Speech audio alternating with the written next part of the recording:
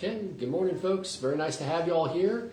We are transitioning into our study of First Peter, and let me recap from last week. If you remember, we were in Philemon, and what was the background of Philemon? Philemon was a church member in the Colossae area, and he also was a slave owner.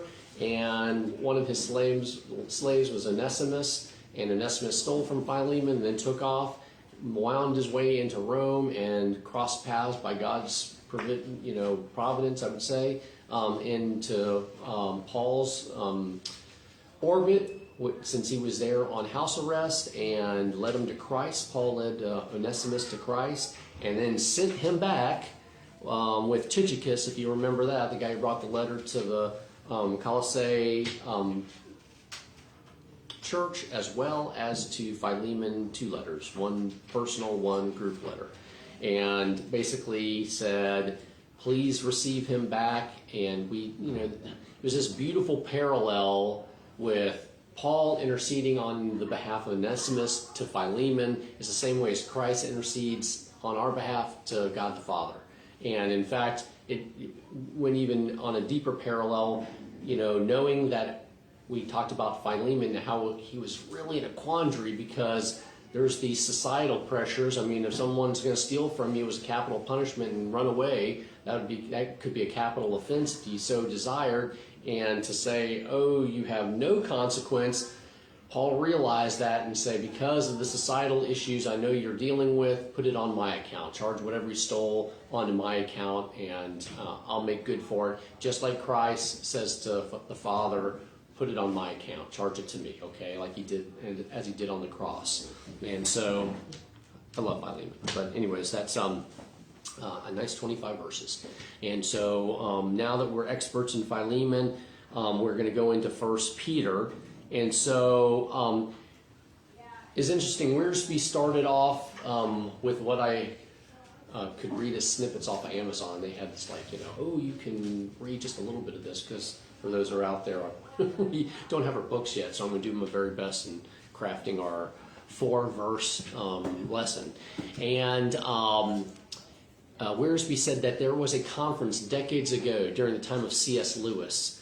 And these Christian scholars came from all across the world to determine what makes Christianity unique among any other religions. Because there are things that we're like, oh, that's unique. But then you look into history and you're like, oh, that whether you believe it, which you don't, we don't, that there are other aspects that are similar to Christianity that other religions, subscribe to, or at least purport as to what they believe in. And so, what do you think is the one thing in Christianity that is unique from any other religion out there? The resurrection.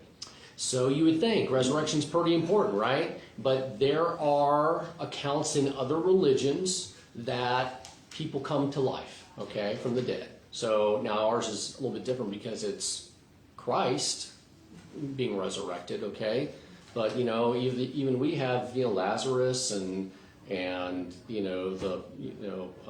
others that Jesus healed or brought back from the dead. So I found out that there were other religions that even subscribe to that. Any other thoughts where you think, nope, this is Christianity, no one else has anything like this? Ours is the only one where your salvation is not through any works of your own. Grace. Yeah, and that's what C.S. Lewis, because they were arguing about, the resurrection, or, the incarnation, and there's also other religions that talk about how gods have come in human form, and C.S. Lewis came onto the scene, and they queried him. He says, well, that's easy, it's grace. And when you think about it, we're the only ones that talk about grace as that way to salvation.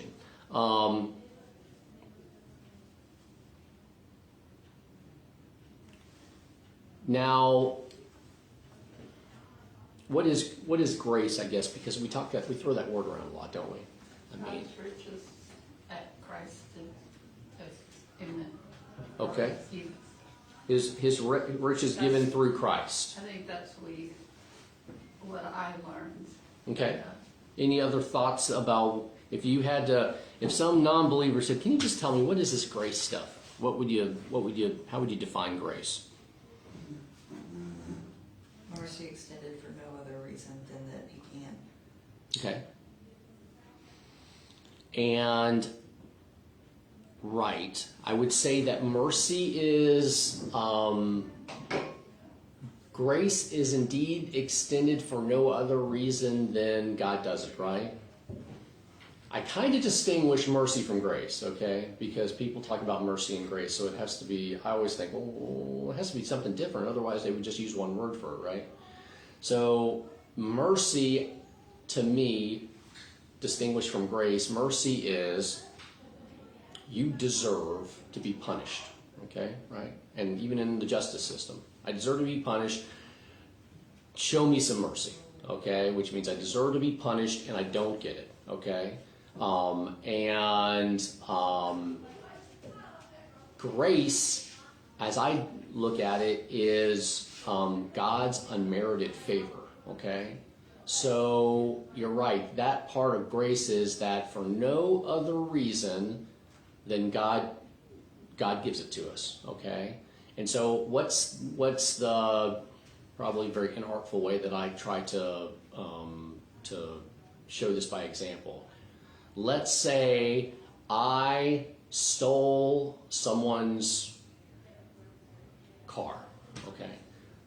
Or I hurt someone. Let's say I hurt someone. Let's say I hurt someone and I'm before the judge and the judge says, I'm going to forgive you for this, because this is a special judge who has the ability to forgive, as opposed to just showing mercy. And I'm not going to give you the punishment that you deserve.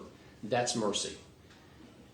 Then the judge says, and oh, by the way, I'm going to give you a brand new car, okay, on top of that. And I think that's what grace is, okay? So mercy is I don't get what I deserve, and grace is, and on top of it, I get something for no reason whatsoever other than God wants to give it to me, okay? Does that make sense? And so that's how I distinguish grace from mercy at this point. What is the motivation behind God's grace? Because we keep on saying it's given by God to us for no other reason that he wants to give it to us. And so what would be that motivation, do you think? Love. What's that? Love. Right. I mean, that's an amazing thought. That's because he cares so much for us. Absolutely. He loves us so much. And when we're talking about love, it's unconditional, right? Because he gives it for no reason. We don't deserve it. It's unmerited favor, okay? That's the definition, right? Grace is God's unmerited favor, okay? We don't deserve it, and he gives it to us anyways. And it's only because of that love, which means it's completely unconditional, right? There's no strings attached.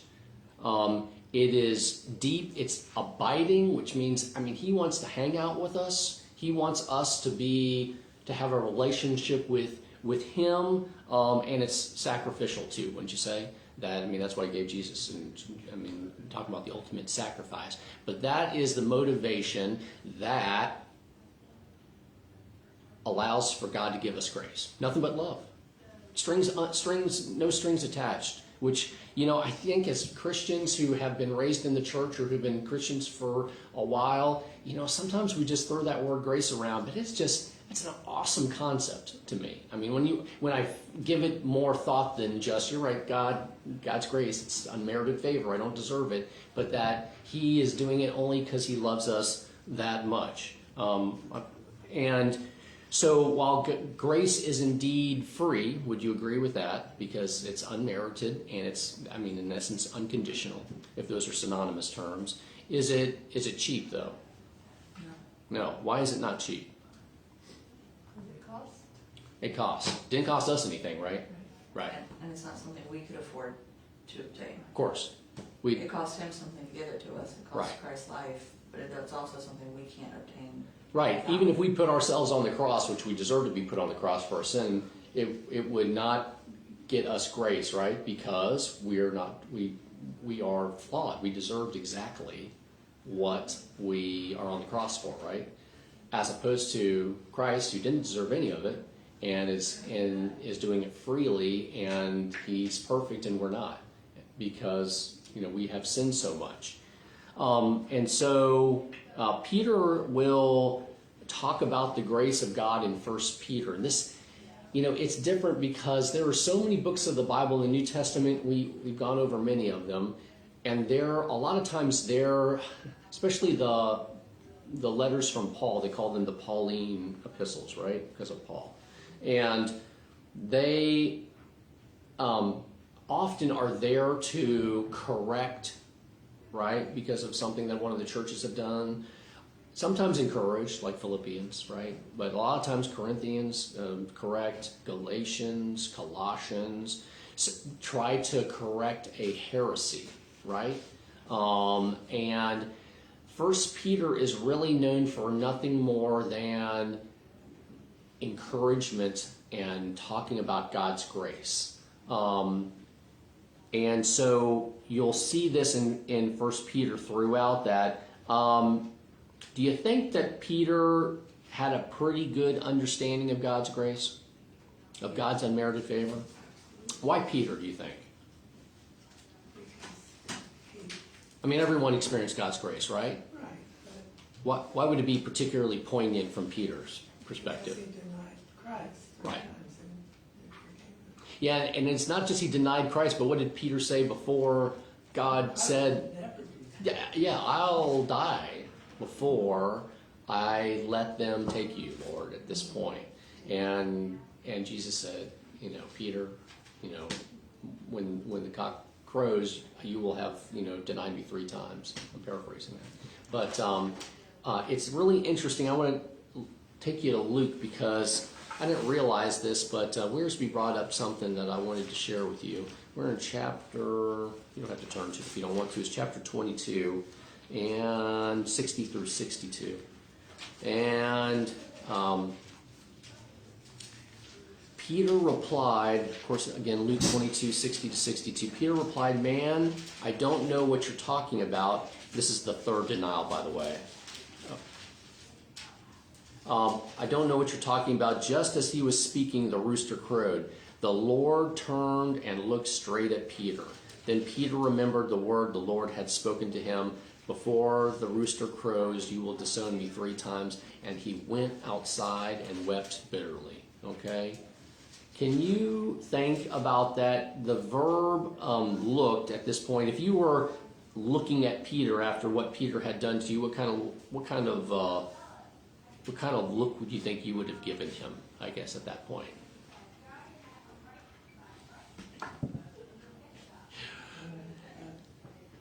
If it hurt you so badly, it Right. would be hard to have any kind of getting through. Right. I mean, just the pain, disappointment, right? I mean, I could have done better, God. well, I mean, if you were Jesus, and I don't ever like to use that, but I mean, what kind of look would you have given Peter, I guess, at that point? When you had called him out in advance, prophecy, you called the future, it happened, and then you looked at Peter at that point. Get out of my face. Yeah, you're done, right? I mean, I don't know. This is after this was, and he was already, I told you, right. That's probably the one come on, didn't I give that to you? In fact, Wiersbe says the verb looked in the Greek in this particular version is a look of interest, love, or concern. Okay, so even when he had every right to give you the "I told you so" look, right? Can you imagine Jesus giving him a look, in essence conveying that I love you, and not only that, but I'm concerned for you because I know I just told you that this was going to happen, and it did happen, and now I'm concerned what you must be feeling right now because he went out and wept bitterly, right? At this point, I mean, talk about love. I mean, he's still thinking about Peter at that point, knowing what Peter must be going through after denying Christ 3 times. Not that I can't believe he did that to me, but gosh, you must be feeling horrible. I have this great love and concern for you at this point that you are now experiencing this in essence, betraying me at this point. I just thought that was kind of interesting. I had not heard that before. Any thoughts about that? Or about anything? Like, I know I've just kind of been nonstop talking for a while, so I want to give you a chance. That was good to me. What's that? That was good to me. And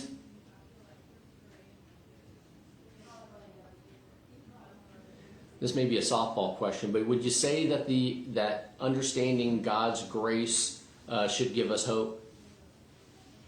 Fair enough. I mean, do you think so? I mean, think about it. God's grace, God's unmerited favor. He loves us so much. He sent His Son, gives us hope. So, what's the hope for? Hope for what? If grace does give us hope, what should it give us hope for?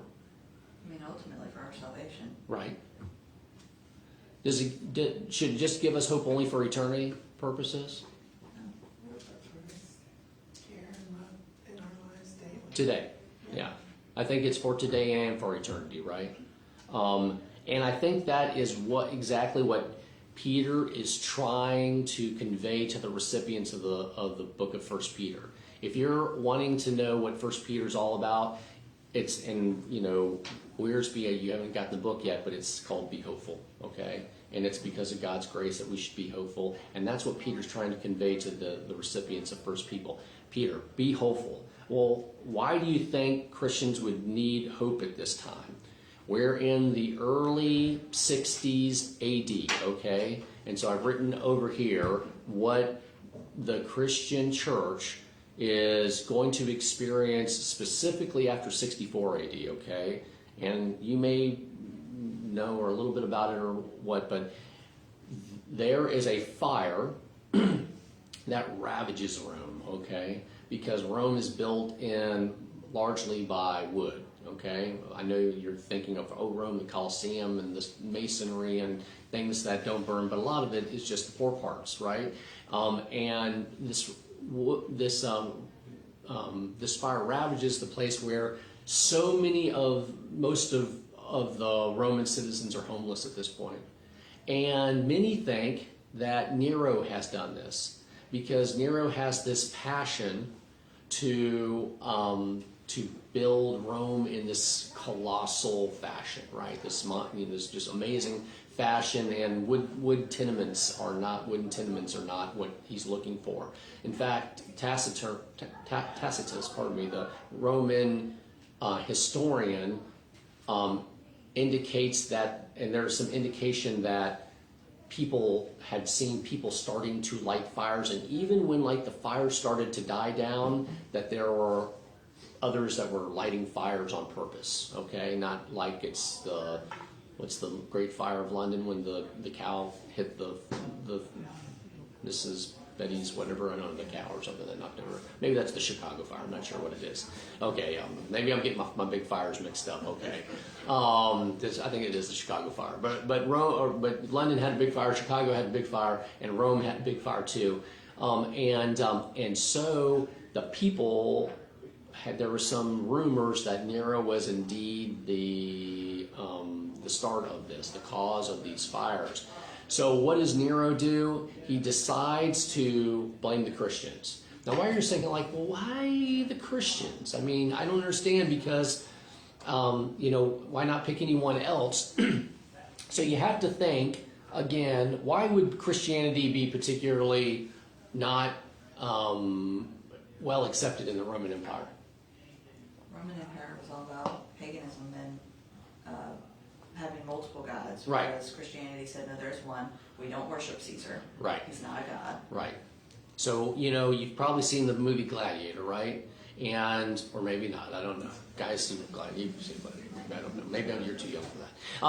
And so, Christianity is what? Monotheism, right? One God, right? Monotheism. Rome and paganism in that time, polytheism, okay? Many, many gods.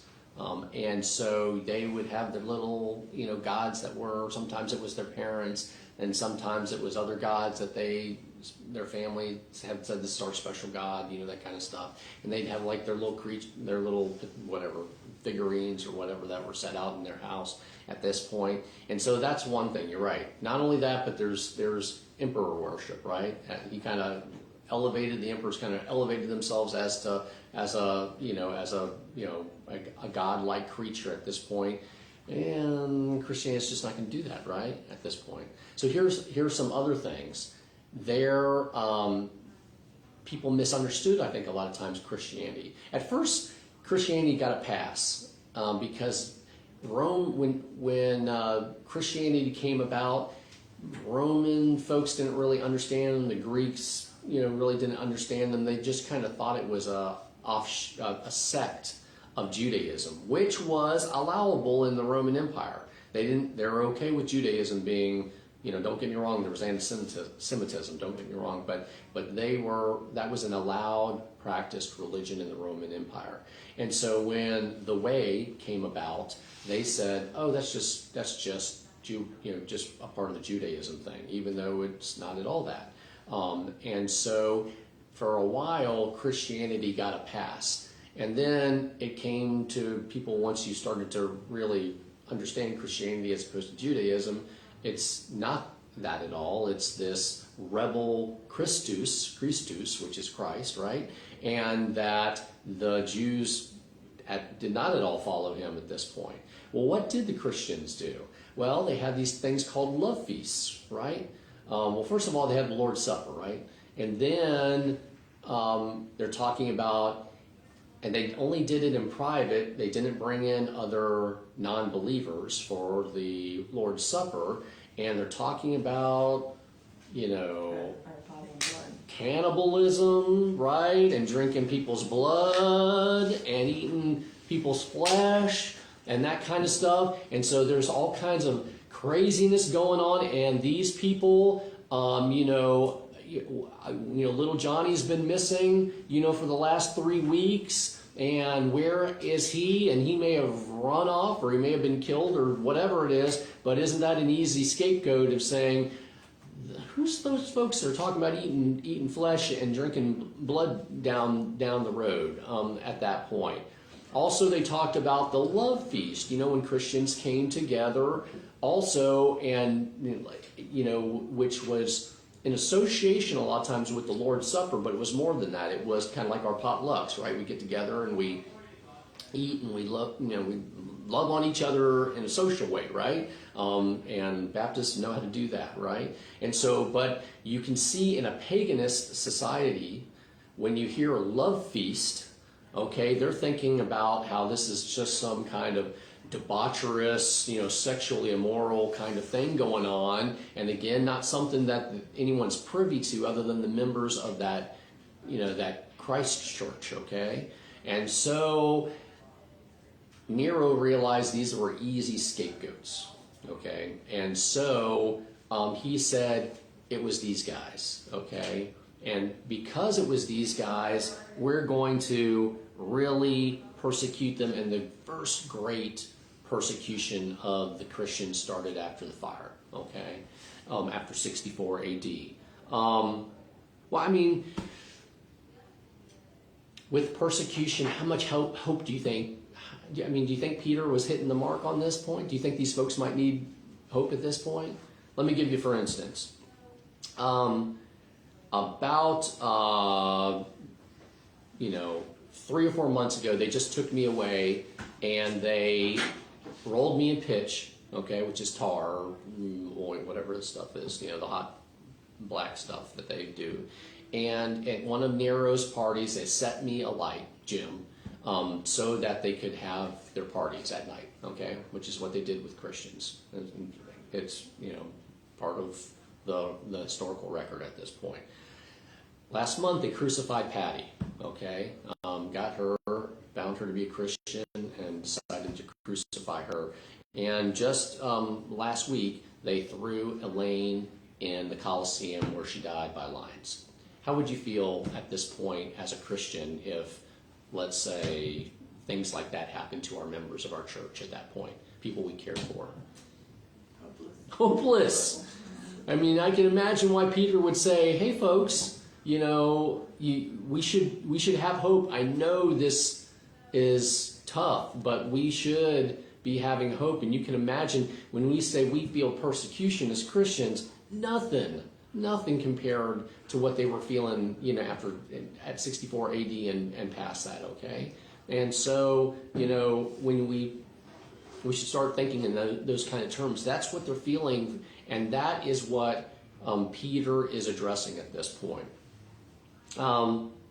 Let's read now. I've talked so much. Let's read 1 Peter, if you can, 1:1. And why don't I do it? Because it may have some wonky places. Okay, Peter, an apostle of Christ, Jesus Christ. This is 1 Peter 1:1. Let me just give you a second to get there. 1 Peter 1:1. Peter, an apostle of Jesus Christ, to God's elect strangers in the world, scattered throughout Pontus, Galatia, Cappadocia, Asia, and Bithynia. And you're probably saying, exactly where all that is? I mean, I know where Asia is, but it's kind of a different kind of Asia. Here we are in Italy. Where's Rome there? Greece, Turkey, Syria, Israel, Egypt, Libya. Okay, kind of know where we are. Mediterranean. And here is, what's the first one? Pontus. Pontus here. There's Pontus. What's the next one? Galatia, Galatia right here. Cappadocia, Cappadocia here. Asia here. Bithynia. And Bithynia right here. Okay, so we're talking about the northern part of Turkey at this point, and which was also known as Asia Minor. Okay, and so these are the recipients of that. The First Peter, although it really is a general letter. It's considered one of the general letters. So even though it has a, you know, still a wide, this is for all Christians. Why would he call them the elect? What does that mean? We talked a little bit about that last week, I think. Who are the elect? To God's elect. The ones that are faithful. Okay, yeah, faithful. The ones that were foreknown, that God knew was going to be Knowledge. the follower. Yeah, are you the elect? Are we the elect? Yes. Yeah, we're the elect, right? I mean, it's kind of like saints. It's kind of another term for Christians, although he used it in this predestination kind of terminology, right? And why are we elect? Because, you know, Jim talked about this. Jim being me, I'm not sure why I'm talking about myself in the third person. But we talked about, what does predestination mean? Some people think, you know, God just picks them. Margaret, you. Jim, no. You know, Sally, yes. Mike, no. You know, and he just willy-nilly just kind of picks them at that point. He's electing them. It's predestination at that point. The others feel, like I do, that what that really means is that God knows everything, because there's no such thing really as time. Time's totally different with God. And he knows if Margaret's going to accept him as his personal savior or not. And once he knows that, then he elects her at that point. And so why does this back me up, which is kind of nice to see, although I'm not supposed to go into verse 2 right now. It calls them the elect who have been chosen, why? According to the foreknowledge of God, right? To the foreknowledge of God the Father. So how are we chosen to be the elect? Because God foreknew us, okay? He knew that we were going to be Christians, and then that turns into him electing us to be his believers, all right? So it's I won't say it's a redundancy at that point, but I think that's exactly what this is that when you have foreknowledge, you have been chosen, not according to anything else, not because of it's capricious or, you know, arbitrary or anything like that. And he just decides he wants to make one person a believer and go to heaven, one person, you know, not a believer and go to hell. It's because he knew. He knows people who haven't been born yet, whether they're going to become Christians or not, okay? And so those are the elect as well at that point. But he didn't do that. We did. I did. You did. Right. Well, we will ultimately, right. It is free will, but that's the things that we're going to always have a hard time understanding, that if we have free will, you know, but God knows already up front who's going to exercise the free will to either reject him or to accept him, okay? And still free will, He okay? didn't choose for you to do that. Right. But he knows you're He knows what I'm going to do. So, I mean, you're right. It doesn't take anything away from free will, which is why I always had a problem with some of the Calvinist thought of like, you know, that kind of thing. And so, You were worse than me. I doubt it. No, you can't think that about a person, though. Right. And so then it says, strangers in the world. Why would Peter call those believers in those 5 different areas strangers in the world? Mine says temporary residents dispersed. Okay, They some were people. running from Rome. Yeah, some say sojourners. Oh, do you think that they ran from? So say it again. Is that Mine says to the temporary residents dispersed in Pontus, Galatia, Cappadocia, Asia, and okay? Bithynia. Fair enough. Some have called it like the diaspora, like the Jewish diaspora, but this is really like the Christian diaspora, right? That it spreads at this point. I think this is, and it says scattered throughout. Mine says strangers in the world scattered throughout. It names the 5 different areas, okay? But why would he call them? Well, let's use the word strangers. Why would he call them strangers to the world? Because we're not doing what the world does. We're thinking we're strange, you know. We're in the world, not of the world, right? Isn't that what we hear a million times, or I've heard a million times? I mean, accurate, don't get me wrong, even if it's used a lot. And so, do you sometimes feel like you're a stranger in the world? I mean, especially I shouldn't say especially these days. I'm sure everyone felt at that time. Is it okay to feel a stranger in the world? Absolutely. I think it's a good thing. I mean, what I'm saying is, if you don't feel like a stranger in the world, you should ask yourself, why am I not feeling like a stranger in this world? Why am I feeling this is my place, right? And I think that while it is unsettling, don't get me wrong, to see everything that goes on around us, it should encourage us to feel that we are indeed feeling this is not my place. It's getting weirder and less welcoming and more persecution toward us. Certainly not rolled in pitch and lit on as big candles for fires or anything like that. But there's going to be a time where it's going to be horrible, certainly in the Revelation, right, for those who say that they believe in Jesus Christ once the rapture occurs, and those that accept Jesus after the rapture occurs and they realize they got it wrong, they've got a lot to suffer, right?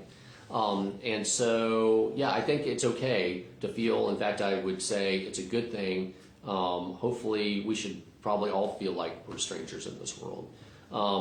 Okay, anything else about 1:1 before we jump to chapter 5? All right, so can we go to 5? This is the very end. So it's interesting, Wiersbe, the author of our series, picks the first verse of 1 Peter and then the last few verses of 1 Peter as well. So these are kind of the bookends. But it kind of goes to what we're talking about, because you'll see who he is sending it to and why he's sending it to them. So could someone read chapter 5, 12 through 14? I have written you this brief letter through Silvanus. I know him to be a faithful brother, to encourage you and to testify that this is the true grace of God. Take your stand in it. The church in Babylon, also chosen, sends you greetings, as does Mark, my son. Greet one another with a kiss of love. Peace to all of you who are in Christ. Okay. So I'm glad you read it from yours, because it says something different in me. Silvanus is the long form. It's like James to, who do we have in the other translations that you have? Is it Silas, right? It's like, I won't say it's like James to Jim or William to Bill, but it's Silvanus to Silas, I guess, right? And what did he say about Silas? Who was Silas, I guess? Maybe I should ask that first. He is a faithful brother. What do we know about Silas from the book of Acts or anything else that was Silas? He was on the second one. Remember the whole split between him and Barnabas? And who did Barnabas take with him, if you remember? Mark, right? John Mark, his cousin, they think, And who did Paul take on his second missionary journey? Silas, right? Now, Silas was also he was a big time Christian. He was a Christian leader well before that. In fact, if you go back into Acts during the Jerusalem Council, so at 50 AD, okay, so you can mark it off with this. There was the Jerusalem Council where there was this huge debate about Gentiles and what new converts should be told and that kind of stuff. And Paul and Barnabas were in it, and Peter was in it, and they were all kind of, hemming and hawing and trying to get to what the Holy Spirit wanted them to say. And because there were Christians who are unauthorized going out to different places saying, you become a Christian, you still got to be circumcised, you still got to follow all of Moses' laws, you're still under the law, yes, Jesus is great, but you still got to do all that too. It's Jesus but, or Jesus and, should I say, okay? And Paul and Barnabas were like, hey, whoa, this is not grace, so, what's going on? And then they did the Jerusalem Council in 50 AD, okay? And from that, 2 guys were sent to Antioch because the first trouble was in Antioch. That's when the brothers that were kind of the Judaizers, right, were causing a whole lot of storm, causing a whole lot of confusion with new believers about what they needed to do to be saved. And so after the Jerusalem Council, they sent Silas. So this is well before the second missionary journey with Paul, right? Silas and a guy named Justus, also known as Barsabbas. Not the same guy who was one of the 2 picked between the 12th disciple. That was Joseph, also known as Barsabbas. They could have been brothers, okay, because they had the same surname kind of thing. And so those 2 guys went with Paul and Barnabas to Antioch with the letter from the Jerusalem Council, which had all its bona fides, because you had Peter and James and all those other guys saying, this is what you need to do, and you don't need to, here are some things, you need to abstain from sexual immorality, and you can't consume blood, and a few other things, or strangled animals. You can't eat from strangled animals or foods left to idols, okay? At least at that point, that's what they were saying at that point. But none of the, you have to be circumcised, you have to follow all the Jewish dietary laws, all that kind of stuff. And so that helped clear that up. But Silas was one of the folks that they said, we trust Silas to send this message with Paul and Barnabas, and Silas, here's Justus, okay? Go and let the Antioch church know about that, which was a huge church back then, okay? And so that's Silas. Silas is also in Philippi when they both got arrested. And what was Paul that allowed him to get out of a few tight spots? What was his citizenship? Roman. So was Silas. He was a Roman citizen too. And so he was probably educated as well, much like Paul was. If you're a Roman citizen, you get breaks that not everyone else gets. And the funny thing is that there's been some discussion that 1 Peter is written in this pretty eloquent Greek, okay, like someone who's had education. And on the flip side, 2 Peter, which people attribute also to Peter, was written in kind of, run-of-the-mill, I'm just, writing my thoughts down. And what they think the difference is, and why they both say, nope, they're both Peter, is that Silas, as it says in mine, with the help of Silas, okay? It's not like Silas is carrying my letter, okay? It says, with the help of Silas, I have written to you briefly, okay? Not that I'm sending it to you. And they think that Silas, with his education, in China, the Chinese missionaries, I was told, they would write it either 2 ways. First of all, they would either do a dictate it to a Chinese Christian, okay, and say it in English, and they would do it, or they would write it in their rough Chinese that they knew, the Chinese Christian, which would probably be an English person, right, or American, like Lottie Moon. And then they would give it to their Chinese counterpart, who would then put it in the appropriate Chinese, syntax and all that kinds of grammar and all that kind of stuff. And so either one of 2 ways, either that's probably what happened with Silas. Either Paul was dictating it, Peter was dictating it to Silas. Oh, and here's another great thing about Silas. He helped both Peter and Paul. Can you imagine? That's big time. That the 2 great pillars of the Christian church, and he was pretty important in both respects at that point. And so, because, I mean, he's hanging out with Peter here. I mean, so, and he went on a missionary trip with Paul. So, I mean, this guy he was big time. You know, he was a good, faithful servant. Okay, not that I want to put him on a pedestal. And so that's what they think, that he was using his education to make First Peter look as nice as possible. Second Peter, probably through Peter's own hand. Okay, same person, right? But just a different person writing it.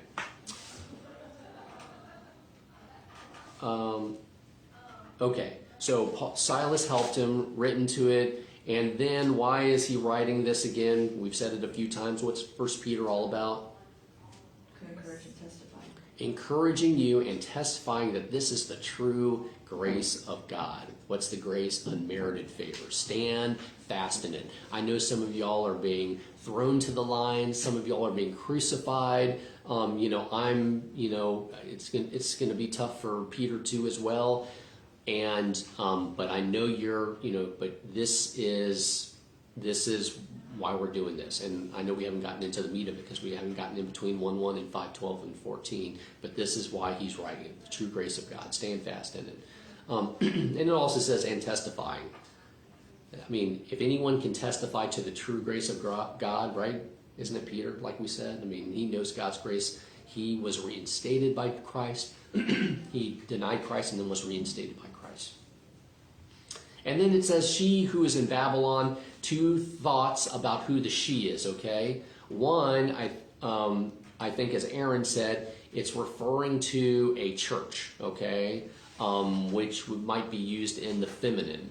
The other thought is that it could be Peter's wife, okay? Because Peter was married. In fact, there's historical. First time when I heard about this, I knew Peter was married, but that Peter's wife was crucified, church history, close in time and close to Peter, and that he would encouraged her while he was being crucified upside down. Isn't it just incredible? I mean, she was supposed to be a pretty big, faithful servant in the church, okay? But you're kind of wondering, well, why didn't he use his wife's name? Okay, so that maybe lend to the point that it's the church. Now, where it said, who is in Babylon, okay? Now, so it could be this personification of the church that's in Babylon, okay? So where's Babylon? Well, he could be literal. There was an Egyptian Babylon. There was the Babylon that was still around. It wasn't nearly the same place that it was before, but there were plenty of Jews that didn't migrate back to the Promised Land once they were released by Cyrus, right? And they were in the former Babylon where Daniel and Shadrach, Meshach, and Abednego, that Babylon. Or it's figurative. If it's not literal of those two spots, it could be the figurative Rome, okay? Because Babylon was like the, I would say the worst of the worst, but pagan and debaucherous and sinful and greedy. And in fact, you may remember in Revelation, John refers to Rome as Babylon, okay? And so, or at least the scholars that interpret the Revelation consider that to be Rome, okay? And so Peter might be using it just to signify, in a figurative sense, the church that's in Rome, chosen together with you, sends you her greetings, meaning the church, or my wife, who is in probably Rome still, chosen together with you, sends you her greetings, and so does my son Mark. So one of two things. Mark could be his actual biological son. Probably not, okay? We know that Mark is John Mark, same, going back to the whole split. Remember that he abandoned Paul and Barnabas in Pamphylia on the first missionary journey, and Paul's like, I'm taking him anywhere again. Barnabas, you can take him, but I'll take Silas, and we'll split forces. And so, but then, if you remember when we were talking about 2 Timothy, he says, Mark's been such a good guy to me, okay? And I really think the world of Mark. So he really finished well, Mark did, it appears to be. And he's also another guy, it's not just Silas who's big to both Peter and Paul, but it appears Mark is too, right? Because Mark was helping Paul, remember in 2 Timothy before Paul was executed, but now Mark is being talked about here. Then he calls him my son. And what do we talk about if it's not your biological son? What does that typically mean when someone says that? He brought him to Christ, right? Or mentored him through that, or mentored him and helped him grow. In Right. Christ. Yeah.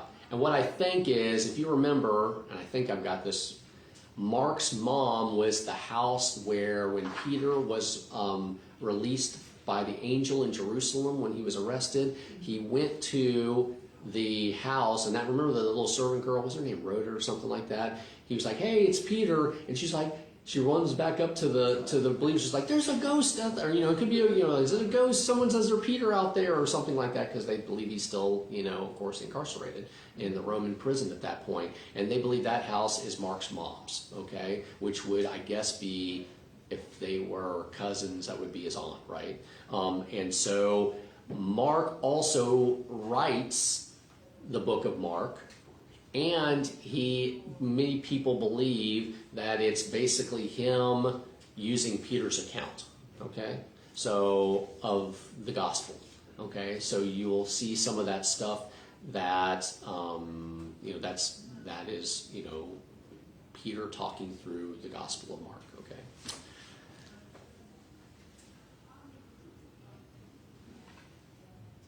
Any thoughts about that? I know I've been doing way more talking than questions today, but Never. what's that? Never. Never? Oh man, tell that to my wife. She doesn't talk to me. And then of course, peace to all of you who are in Christ. Remember, greet one another with a kiss of love. They used to do that way back when, and it fell out of fashion after a while because some people were kind of misusing that whole thing. But it was supposed to be just it was a lot of times patterned after when a student came to a rabbi, they kissed the rabbi on the cheek and put their hand on the shoulder of the rabbi. Much like they think that Judas did to Christ in the Garden of Gethsemane. That's why it didn't seem so odd, like, oh, what's this guy, kissing? Because when you go to your rabbi, that's what you would do. You put your hand on the person's shoulder, you kiss them on the cheek, and many feel that this kiss of peace, which was, something that was done a lot more often in the early church, was what this is meant for. And then it turned into, well, guys can do the kiss of peace for guys and girls can do the kiss of peace for girls. And then it just kind of fell out of fashion at that point because congregations became a lot larger than the house. Can you imagine that? Because, if you have 20 people, let's say in a house church, giving a kiss of peace to the same people that you see over the time, that would make sense, right? But then me giving a kiss of peace to some random woman, down the... And here's another thing, because it wasn't like there were a lot of Christian couples, like Priscilla and Aquila, and so a gal who was a Christian who had a pagan husband, and he's hearing about some guy giving my wife a kiss of peace in the house church, probably wouldn't go over so well. So there's some cultural things that kind of, made it more problematic, even though it's a wonderful thing, right? So anyways, that's what the kiss of peace is. All right. So, we should have hope. I guess that's what we're going to get into the meat of it next week, right? But hopefully kind of get a good feel for when Peter's going to be saying to these 5 different areas of Asia Minor, why he's saying at the background with the persecution that's ongoing or about to happen, and that we should have hope, and it's okay to feel like a stranger, because we've got the grace of God, right? And that is just an amazing thing. All right, let's close in prayer. Heavenly Father, I just want to thank you for this day and the blessings that you give us. Thank you so much for your grace, Lord, your unmerited favor that you've given, and thank you that Jesus Christ came and charged it to his account, Lord, all our sin, so that we can be with you forever in eternity. And thank you for this time that we had together getting into the Word. Be with our pastor as he passes on your message to the congregation in a short time, and let our ears and hearts be open. We ask these things in Jesus' precious name. Amen.